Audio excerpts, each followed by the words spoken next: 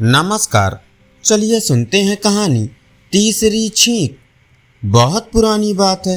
एक गांव में एक बूढ़ा किसान अपने परिवार के साथ रहता था। उसका नाम बुधवा था। बुधवा 70 साल का हो गया था, पर वह अभी तक खूब हट्टा कट्टा था। शरीर के हिसाब से ही उसकी बुद्धि भी मोटी थी। यूं तो उसके बेटे जवान हो गए थे, लेकिन घर में उसकी मर्जी के बिना पत्ता भी नहीं हिलता था। उसके बेटे और बहुओं को ये बात बहुत अखरती थी। वे सब चाहते थे कि अब घर में उनका राज हो जाए। बुधवा के बेटे और बहुएं बात बात पर उससे लड़ते झगड़ते रहते थे। एक दिन बड़ी बहू अपने पति से बोली, तुम्हारे पिता की गुलामी हमें कब तक सहनी पड़ेगी? ये खूसट बूढ़ा तो हिलने का नाम ही नहीं लेता। लगता है अमर फल खाकर धरती पर आया है। बुधवा ने यह बात सुनी। बात तो उसे बहुत अखरी, पर उसने बहू या बेटों से कुछ नहीं कहा। अब बुधवा मन ही मन सोचने लगा, बूढ़ा तो मैं हो ही गया हूँ, थोड़ी जिंदगी ही बाकी होगी। बच्चों से बेकार क्यों झगड़ा करूं? कितना अच्छा होता काश आदमी को पता चल जाया करता कि उसे भी कितने दिन और जीना है। पंडित जी तो बड़े ज्ञानी हैं, क्यों ना उनसे पूछूं कि मेरी कितनी उम्र बाकी है।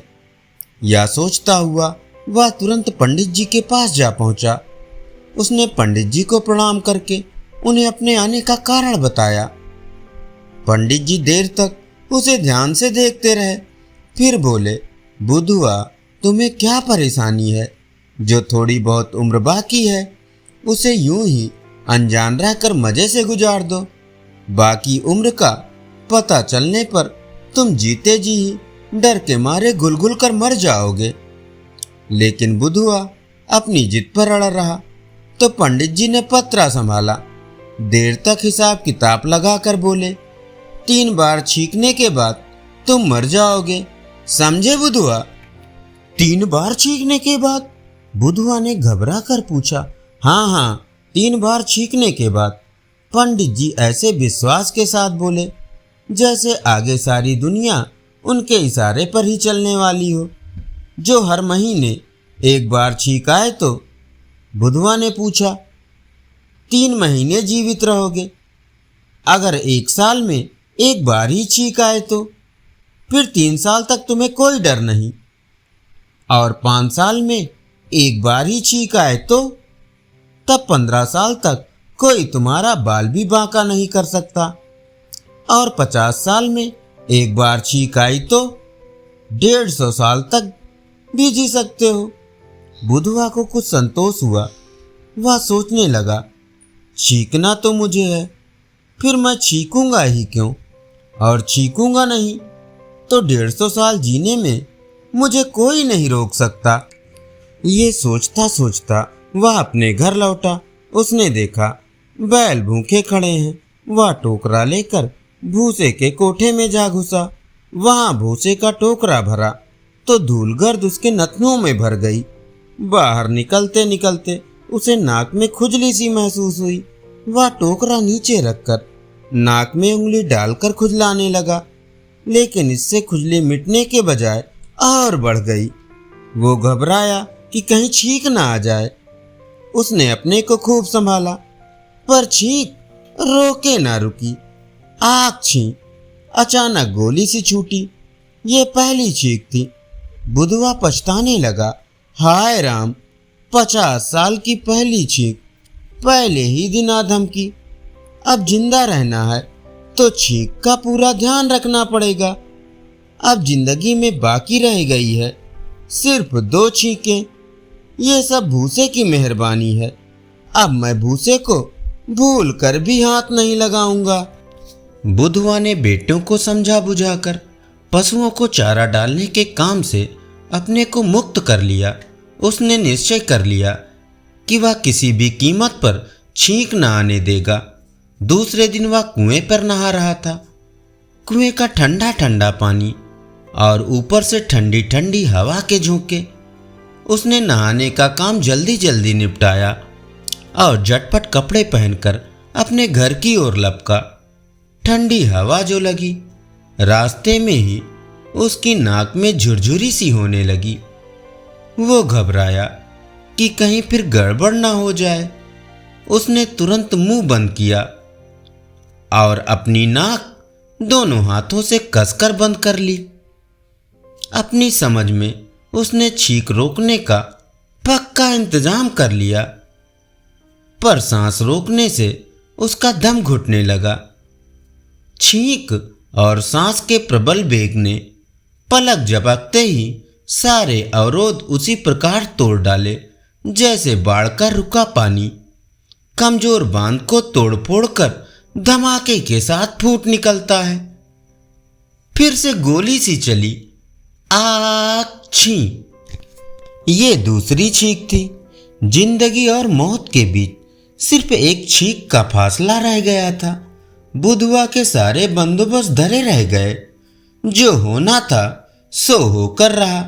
बुधवा ने मन ही मन कहा, हाय राम, अब तो जिंदगी और मौत के बीच सिर्फ एक छींक का फासला रह गया।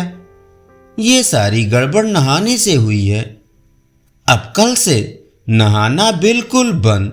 जान है तो जहान है। भला नहाए बिना कौन सा जरूरी काम रुक जाएगा। 2 दिन ठीक ठाक बीत गए। तीसरे दिन बिना नहाए शरीर खुजलाने लगा, पर बुधवा ने कोई परवाह न की। तभी बहुओं ने उससे बताया कि घर में आटा बिल्कुल खत्म हो गया है। उसके दोनों बेटे सवेरे ही खेत पर चले गए थे। वे तो शाम को देर से ही लौटते। आटे के बिना शाम को उपवास करने की नौबत आ सकती है। विवशता के कारण वो अनाज का बोरा लेकर आटा चक्की पर गया। फिर चक्की से बाहर एक पेड़ की छांव में बैठकर अपना अनाज पीसने की प्रतीक्षा करने लगा। बैठे बैठे अचानक उसके मन में आया, कहीं ऐसा ना हो कि चक्की का मालिक उसके आटे में घटिया आटे की मिलावट कर दे। फिर क्यों ना अपने अनाज की पिसाई अपने सामने ही कराऊं। वो फौरन आटा चक्की पर पहुंचा। एक बड़े कमरे में आटा चक्की चल रही थी। वहां खिड़की न थी जो ताजी हवा भीतर आ जाती। ढेर सारी धूल गर्द वहां उड़ रही थी। यूं तो वहां सांस लेना दूभर था, पर आटे में मिलावट ना हो जाए इसलिए वो वहीं डटा रहा। हर बार सांस लेने में ढेर सारी गर्द उसके नथनों में भरती रही, पर ईश्वर की कृपा से कोई गड़बड़ ना हुई। आटे का बोरा लेकर वह चक्की से बाहर निकला ही था कि बिना कोई सूचना दिए अचानक नाक ने आछी का गोला दाग दिया। यह तीसरी और आखिरी छींक थी। तीसरी छींक मानो मौत की घंटी। हाय, मैं मर गया कहकर बुधवा खड़ा खड़ा धड़ाम से नीचे गिर पड़ा। उसके कंधे पर लदा आटे का बोरा भी उसके हाथ से नीचे आ गिरा।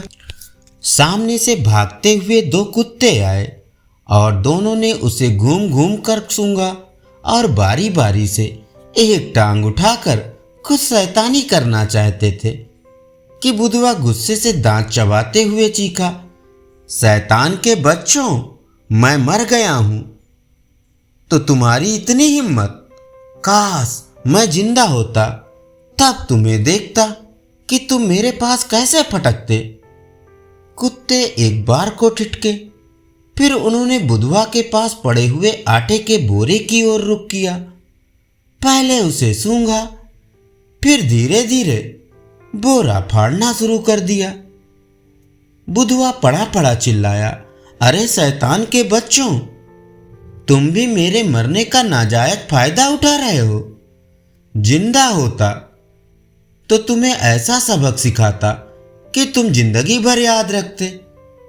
शैतान की औलाद कहीं के, भाग जाओ यहां से। उसका चिल्लाना सुनकर चक्की का मालिक डंडा हाथ में लिए बाहर निकला। वह बुधवा को बाहर पड़े देखकर बोला, तुम यहां क्यों पड़े हुए हो? अरे तुम इतना भी नहीं जानते, मुझे तीसरी छींक आ गई है और मैं मर गया हूँ। बुधवा ने लेटे लेटे कहा। अच्छा, तो तुम मर गए हो? हाँ हाँ, मैं मर गया हूँ। मैं तुम्हारी क्या सहायता कर सकता हूँ? भैया, तुम देखते नहीं, ये शैतान कुत्ते मेरे आटे का बोरा फाड़ रहे हैं। मैं जिंदा होता तो इन्हें अपने आप भगा देता। मर गया हूं तो अब क्या कर सकता हूं?